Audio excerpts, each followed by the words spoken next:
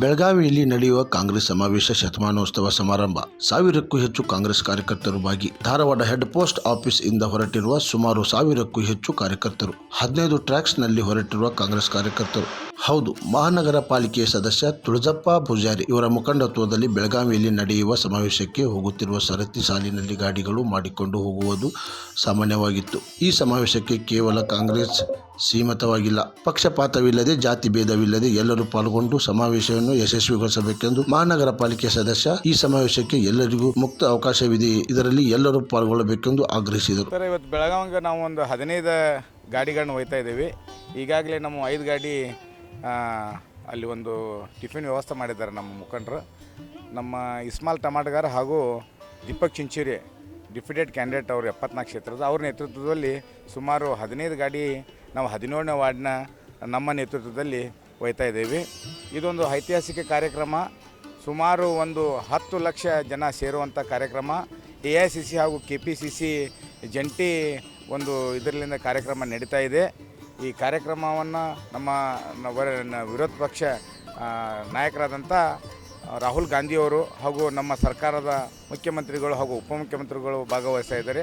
ಹಾಗೂ ಎಲ್ಲ ದೇಶದ ಎಲ್ಲ ಕಾಂಗ್ರೆಸ್ನ ಮುಖಂಡರುಗಳು ಇದರಲ್ಲಿ ಭಾಗವಹಿಸ್ತದೆ. ಎಲ್ಲ ನಮ್ಮ ರಾಜ್ಯದ ಮುಖ್ಯಮಂತ್ರಿಗಳು ಕೂಡ ಇದರಲ್ಲಿ ಭಾಗವಹಿಸ್ತಾ ಇದ್ದಾರೆ. ಸರ್, ಧಾರವಾಡದಿಂದ ನಮ್ಮದು 74ನೇ ಕ್ಷೇತ್ರದಲ್ಲಿ ಸುಮಾರು 500 ಗಾಡಿಗಳನ್ನ ನಾವು ಈಗಾಗಲೇ ನಮಗೆ ವರಿಷ್ಠರಾದಂಥ ನಮ್ಮ ದೀಪಕ್ ಚಿಂಚೂರಿ ಹಾಗೂ ಇಸ್ಮಾಲ್ ಟಮಾಟಗಾರ್ ಅವರ ನೇತೃತ್ವದಲ್ಲಿ 500 ಗಾಡಿಯನ್ನು ತೆಗೆದುಕೊಂಡು ಹೋಗ್ತಾ ಇದ್ದೇವೆ. ಸರ್, ಇಲ್ಲ ನಮ್ಮದು ಈಗ ಇದು 125 ವರ್ಷಗಳ ಹಿಂದೆ ನಡೆದಂಥ ಗಾಂಧಿ ಭಾರತ ಅಂಥೇಳಿ ಗಾಂಧೀಜಿಯವರು ಮೊಟ್ಟ ಮೊದಲನೇ ಇದು ಒಂದು ಕಾರ್ಯಕ್ರಮನ ಮಾಡಿದರು. ಸ್ವತಂತ್ರ ಚಳವಳಿಯ ಒಂದು ಅಧ್ಯಕ್ಷತೆಯಲ್ಲಿ ನಮ್ಮ ಗಾಂಧೀಜಿಯವರ ಅಧ್ಯಕ್ಷತೆಯಲ್ಲಿ ನಡೆಯಿತು. 125 ವರ್ಷಗಳಾದವು.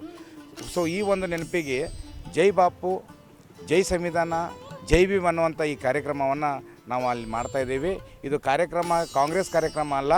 ಇದು ಕಾರ್ಯಕ್ರಮ ಹಿಂದುಳಿದ ವರ್ಗ ಹಾಗೂ ದಲಿತರ ಮತ್ತು ಅಲ್ಪಸಂಖ್ಯಾತರನ್ನು ಒಳಗೊಂಡ ಕಾರ್ಯಕ್ರಮ.